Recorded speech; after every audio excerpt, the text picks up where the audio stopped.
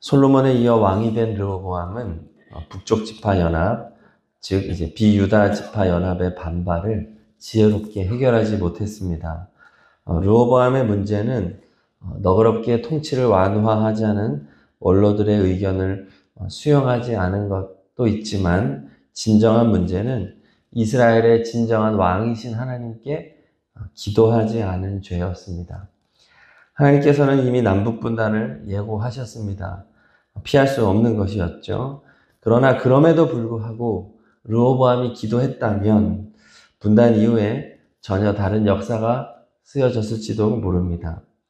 그러므로 우리는 인생의 문제 앞에 인간적인 판단과 결정을 먼저 앞으로 하지 말고 하나님 앞에 나와 하나님께 여쭙고 기도하는 것을 항상 최우선순위로 해야 하겠습니다.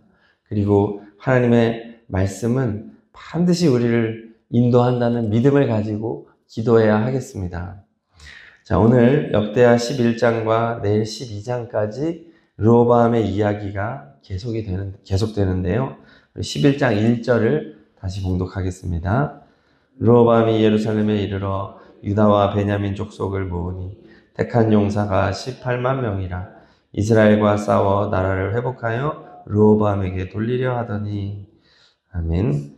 르호보암은 자신의 통치를 거부하는 북이스라엘 연합과 전쟁을 벌이려고 합니다. 북이스라엘은 여로보암을 왕으로 삼았고, 이제 에브라임 지파가 중심 지파가 되어서 이제 10개 지파 공동체를 이제 이루게 되었죠. 자, 유다에게는 오직 한 지파, 베냐민 지파만 합류했습니다. 베냐민 지파는 사실 다윗을 끝까지 죽이려고 한 사울의 지파이지만 유다 지파와 함께 했습니다. 그 이유는 베냐민 지파가 분배받은 땅이 유다 지파와 맞닿은 땅이었기 때문에, 또 유다 지파와 늘 좋은 연합 관계를 형성하고 있었기 때문으로 볼 수 있습니다. 창세기에도 보면은 유다가 베냐민을 대신해서 자신이 대신 잡히겠다, 이렇게 요셉이 총리로 있는 곳에 가서 요셉이 베냐민을 잡으려고 할 때 내가 대신 붙잡히겠다, 베냐민을 풀어주고 나를 가두시오라고 했던 사람이 바로 유다였죠. 자, 무엇보다 이렇게 베냐민 지파의 역사가 바뀐 아마 큰 이유는 요나단 때문일 것입니다. 사울은 다윗을 죽이려 했지만 요나단은 자기의 생명보다 다윗을 더 사랑하였기 때문입니다. 그래서 베냐민 지파는 요나단처럼 유다 지파에게 충성하는 지파가 되었죠. 결국 베냐민 지파가 유다 지파와 연합한 것은 최고의 선택이 되었습니다.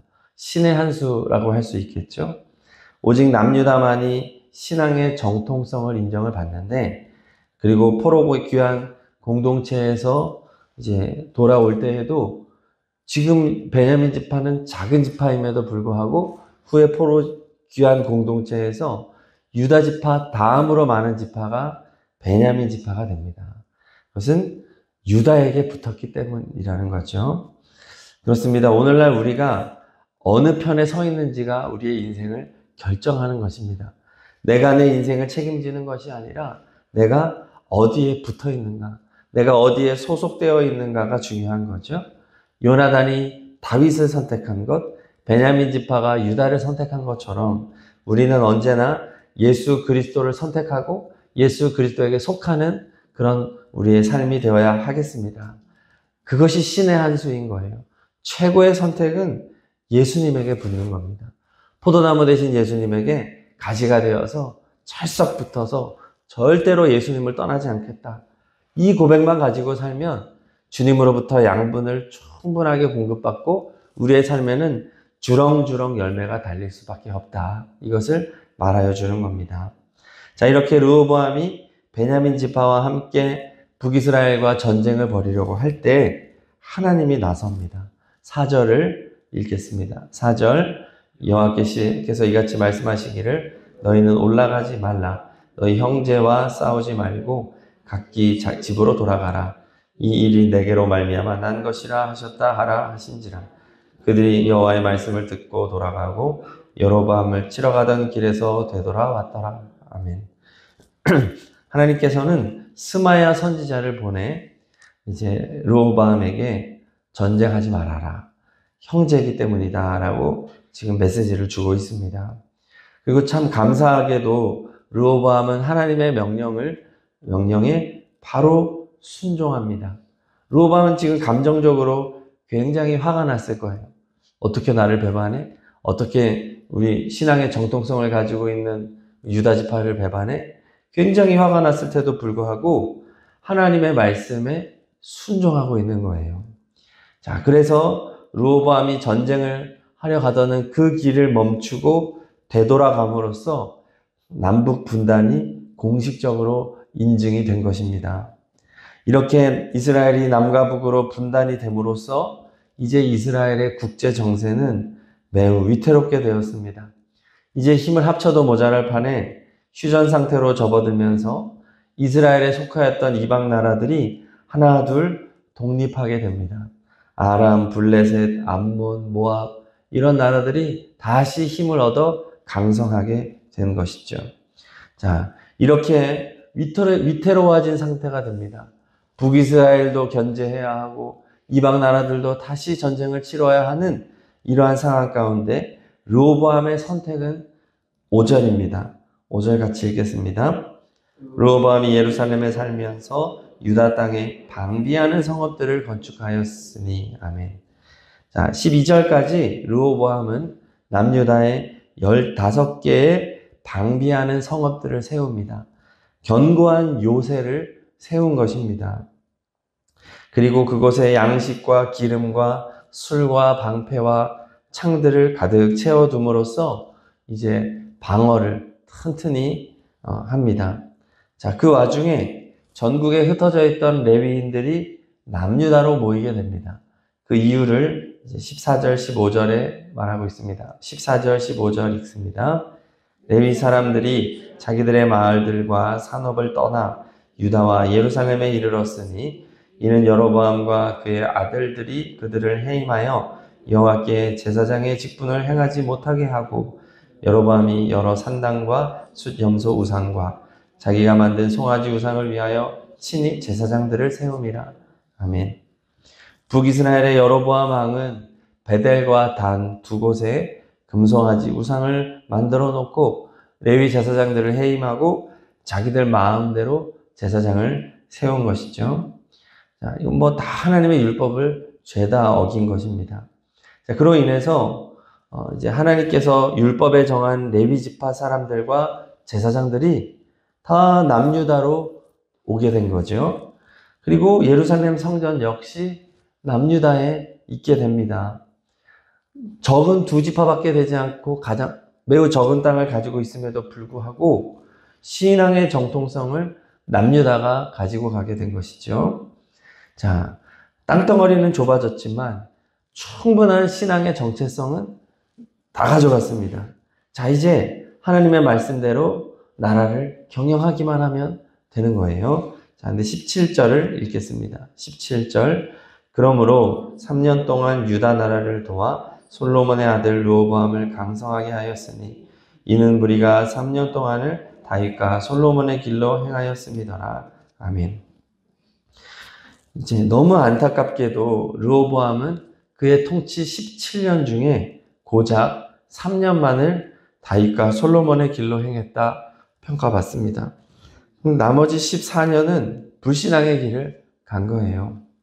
자, 르호보암의 불신앙은 18절부터 24절에 드러나는데 그 중에서 21절에 보니까 르호보암은 아내 18명과 첩 60명을 거느려 아들 28명과 딸 60명을 낳았다 말합니다. 처첩을 78명이나 두고 자식을 88명을 낳았다는 것이죠. 자, 23절 읽겠습니다. 23절. 르호보암이 지혜롭게 행하여 그의 모든 아들을 유다와 베냐민의 온 땅 모든 견고한 성읍에 흩어 살게 하고 양식을 후히 주고 아내를 많이 구하여 주었더라. 아멘. 자, 여기서 지혜롭게 행하여 라고 말하는데 이것은 하나님의 관점이 아니라 인간적인 관점에서의 지혜롭게 행하여입니다. 자신의 아들들을 유다와 베냐민 온 땅 모든 요직에 앉힘으로써 반란을 차단하고 나라의 안정을 도모했다는 말입니다. 그래서 지혜롭게 행하여라고 말은 하지만 사실은 자기의 왕실의 안위만을 생각하는 이기적인 모습을 보여주는 거예요. 극히 불신앙적인 모습입니다. 자, 14절, 12장으로 넘어가서 12장 14절을 같이 보겠습니다. 르호보암이 악을 행하였으니 이는 그가 여호와를 구하는 마음을 굳게 하지 아니함이었더라. 아멘. 결국 르호보암의 평가는 불신앙입니다. 그리고 그 핵심에는 여호와를 구하는 마음이 없다는 거예요. 하나님의 성전을 향한 열심을 하나도 찾을 수가 없습니다.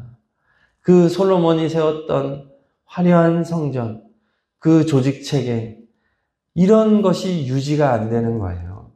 진정으로 하나님을 예배하고 하나님을 의지하는 모습을 찾아볼 수 없고 르호보암이 한 것은 다 인간적인 전략들이었습니다. 눈에 보이는 성읍을 15개나 건축하면서 견고하게 세우고 자식을 많이 낳아서 각 성읍의 지도자로 세워놓고 안정적이고 화려한 삶을 살고자 하는 그 욕구로만 살았던 사람 르호보암이었다는 것입니다. 눈으로 보기에는 괜찮은 거예요.